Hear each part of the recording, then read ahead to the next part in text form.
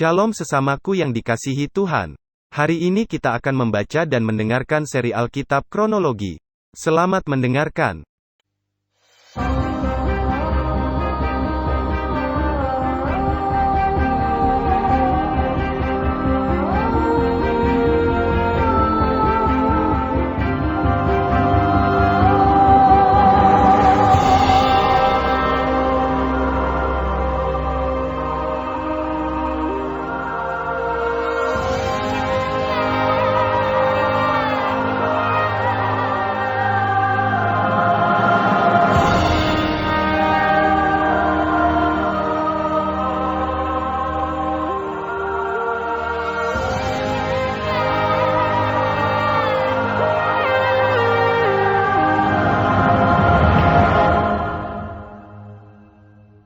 Kitab Galatia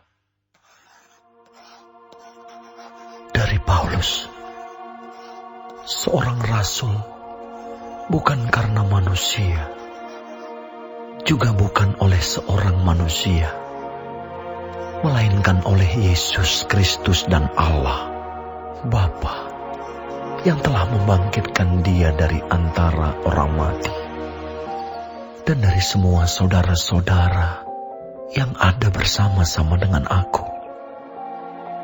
Kepada jemaat-jemaat di Galatia, kasih karunia menyertai kamu, dan damai sejahtera dari Allah, Bapa kita, dan dari Tuhan Yesus Kristus, yang telah menyerahkan dirinya karena dosa-dosa kita, untuk melepaskan kita dari dunia jahat yang sekarang ini, menurut kehendak Allah dan Bapa kita. Baginya lah kemuliaan selama-lamanya. Amin. Aku heran bahwa kamu begitu lekas berbalik daripada Dia, yang oleh kasih karunia Kristus telah memanggil kamu, dan mengikuti suatu Injil lain, yang sebenarnya bukan Injil. Hanya ada orang yang mengacaukan kamu dan yang bermaksud untuk memutarbalikkan Injil Kristus. Tetapi, sekalipun kami atau seorang malaikat dari surga yang memberitakan kepada kamu suatu Injil yang berbeda dengan Injil yang telah kami beritakan kepadamu, terkutuklah dia. Seperti yang telah kami katakan dahulu, sekarang kukatakan sekali lagi, jikalau ada orang yang memberitakan kepadamu suatu Injil yang berbeda dengan apa yang telah kamu terima, terkutuklah dia. Jadi bagaimana sekarang? Adakah ku cari kesukaan manusia atau kesukaan Allah? Adakah ku coba berkenan kepada manusia? Sekiranya aku masih mau mencoba berkenan kepada manusia, maka aku bukanlah hamba Kristus. Sebab aku menegaskan kepadamu, saudara-saudaraku, bahwa Injil yang kuberitakan itu bukanlah Injil manusia. Karena aku bukan menerimanya dari manusia, dan bukan manusia yang mengajarkannya kepadaku, tetapi aku menerimanya oleh penyataan Yesus Kristus. Sebab kamu telah mendengar tentang hidupku dahulu dalam agama Yahudi. Tanpa batas aku menganiaya jemaat Allah dan berusaha membinasakannya. Dan di dalam agama Yahudi, aku jauh lebih maju dari banyak teman yang sebaya dengan aku di antara bangsaku, sebagai orang yang sangat rajin memelihara adat istiadat nenek moyangku. Tetapi waktu Ia, yang telah memilih aku sejak kandungan ibuku dan memanggil aku oleh kasih karunia-Nya, berkenan menyatakan anaknya di dalam aku, supaya aku memberitakan Dia di antara bangsa-bangsa bukan Yahudi. Maka sesaat pun aku tidak minta pertimbangan kepada manusia. Juga aku tidak pergi ke Yerusalem mendapatkan mereka yang telah menjadi rasul sebelum aku. Tetapi aku berangkat ke tanah Arab dan dari situ kembali lagi ke Damsyik. Lalu 3 tahun kemudian aku pergi ke Yerusalem untuk mengunjungi Kefas, dan aku menumpang 15 hari di rumahnya. Tetapi aku tidak melihat seorang pun dari rasul-rasul yang lain, kecuali Yakobus, saudara Tuhan Yesus. Di hadapan Allah kutegaskan, apa yang kutuliskan kepadamu ini benar. Aku tidak berdusta. Kemudian aku pergi ke daerah-daerah Syria dan Kilikia. Tetapi rupaku tetap tidak dikenal oleh jemaat-jemaat Kristus di Yudea. Mereka hanya mendengar bahwa ia yang dahulu menganiaya mereka sekarang memberitakan iman yang pernah hendak dibinasakannya. Dan mereka memuliakan Allah karena aku.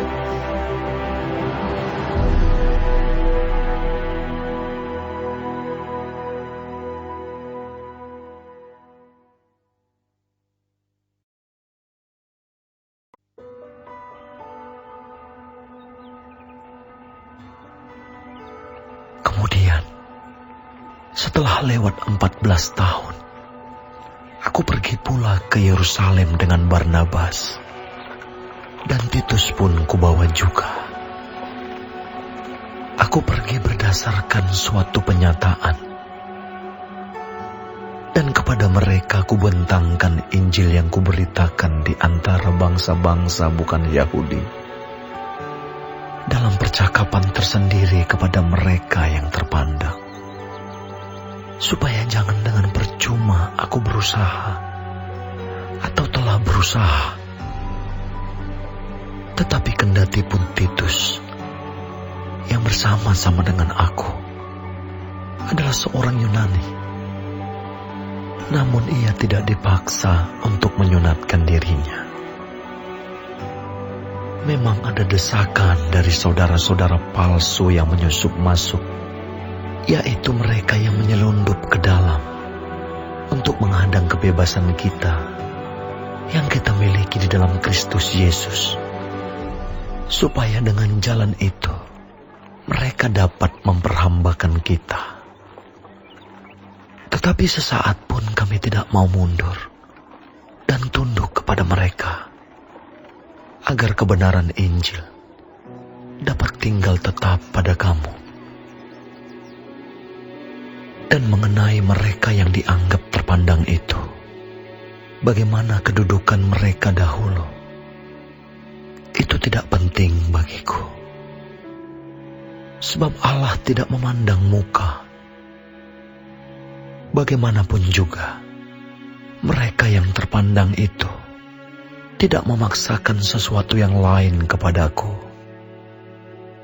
Tetapi sebaliknya, setelah mereka melihat bahwa kepadaku telah dipercayakan pemberitaan Injil untuk orang-orang tak bersunat, sama seperti kepada Petrus untuk orang-orang bersunat, karena ia yang telah memberikan kekuatan kepada Petrus untuk menjadi rasul bagi orang-orang bersunat, ia juga yang telah memberikan kekuatan kepadaku untuk orang-orang yang tidak bersunat.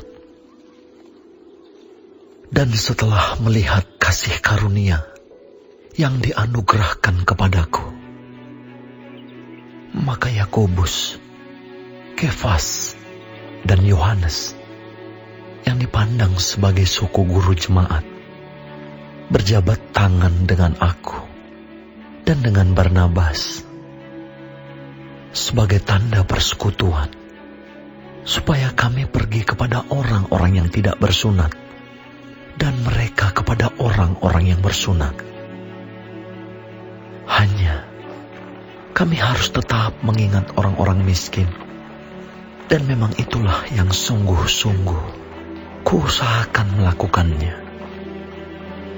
Tetapi waktu Kefas datang ke Antiokhia, aku berterang-terang menentangnya, sebab ia salah.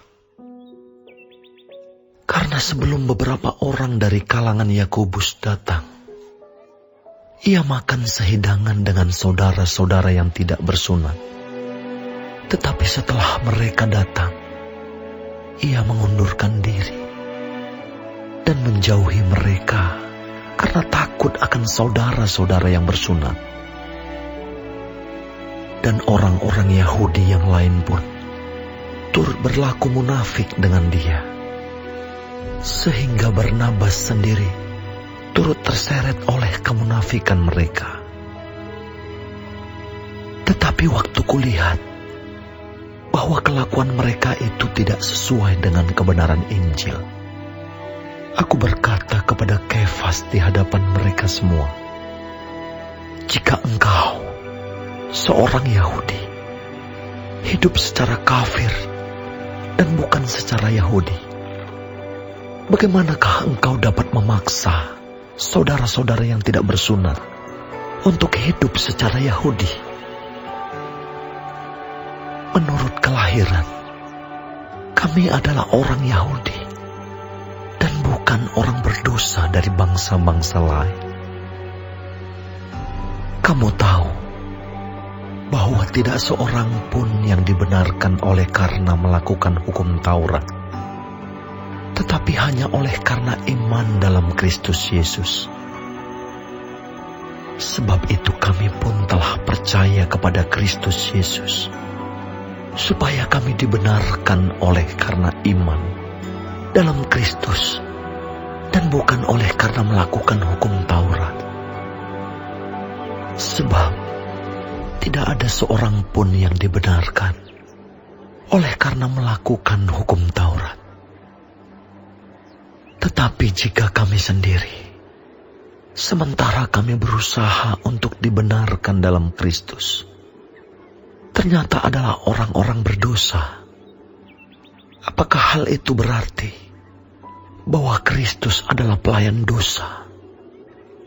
Sekali-kali tidak. Karena jikalau aku membangun kembali apa yang telah kurombak, aku menyatakan diriku sebagai pelanggar hukum Taurat. Sebab aku telah mati oleh hukum Taurat, untuk hukum Taurat, supaya aku hidup untuk Allah. Aku telah disalibkan dengan Kristus. Namun aku hidup, tetapi bukan lagi aku sendiri yang hidup, melainkan Kristus yang hidup di dalam aku.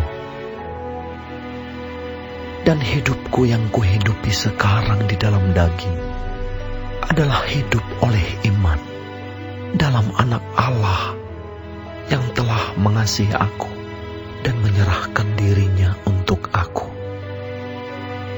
Aku tidak menolak kasih karunia Allah, sebab sekiranya ada kebenaran oleh hukum Taurat, maka sia-sialah kematian Kristus.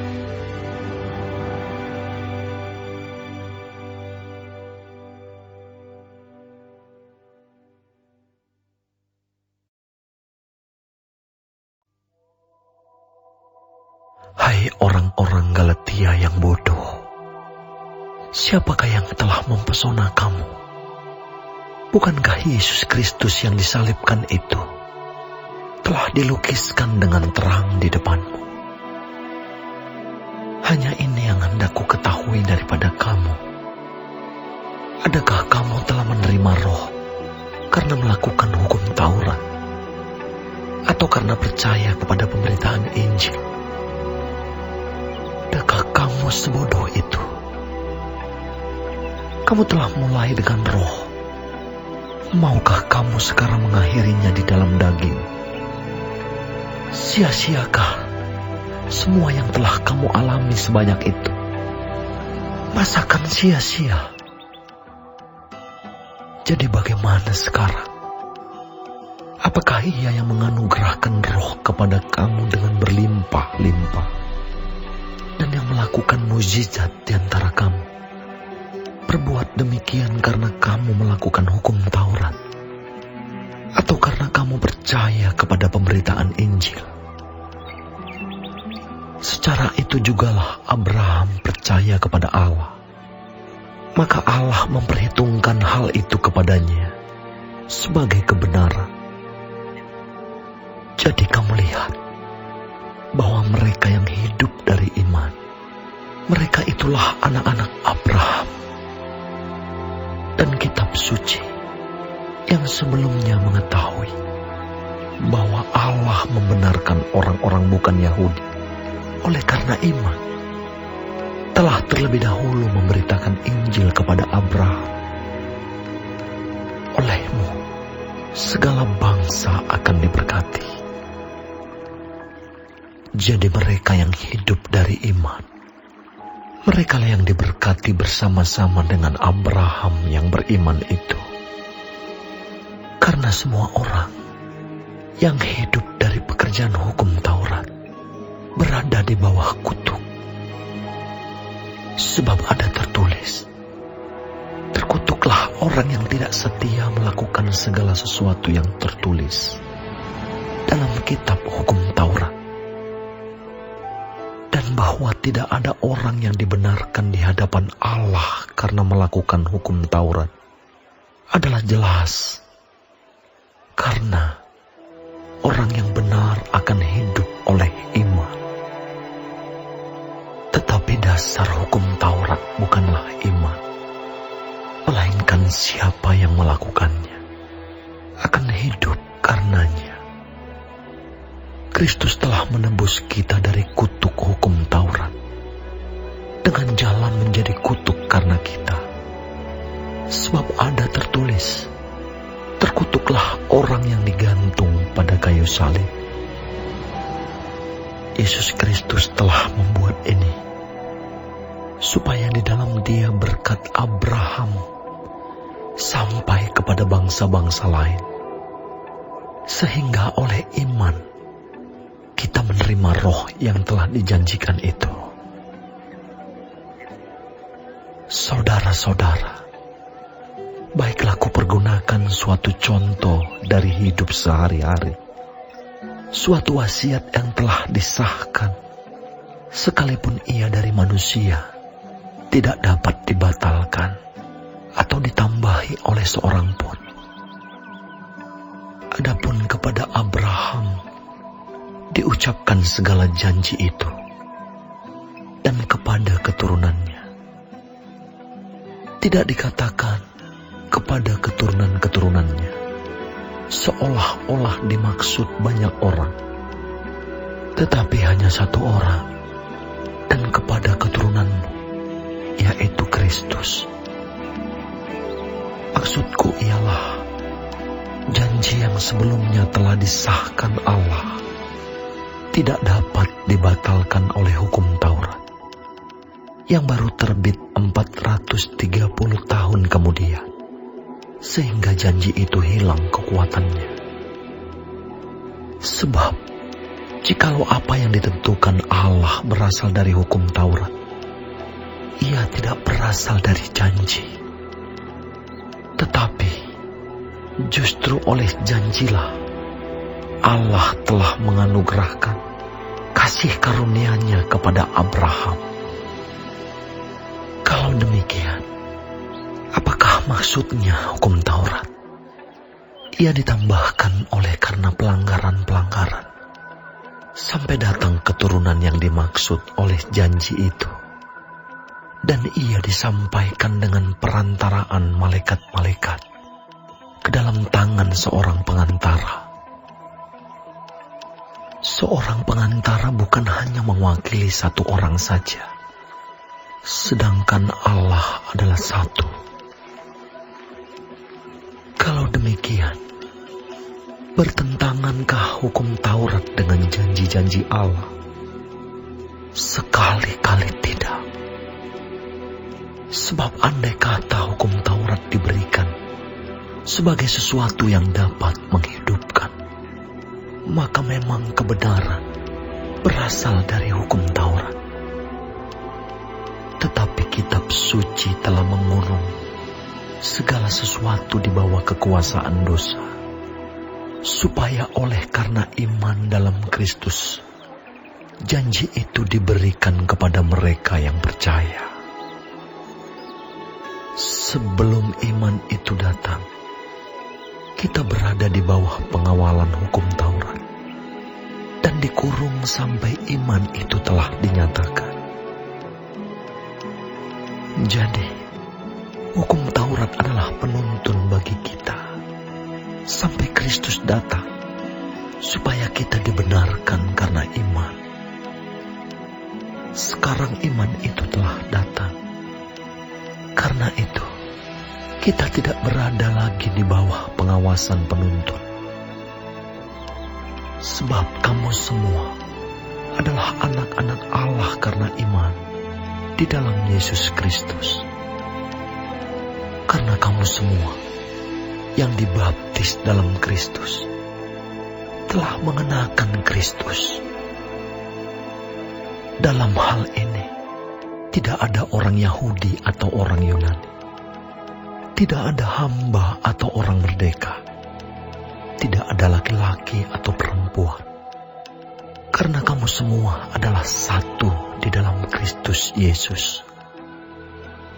Dan jikalau kamu adalah milik Kristus, maka kamu juga adalah keturunan Abraham dan berhak menerima janji Allah.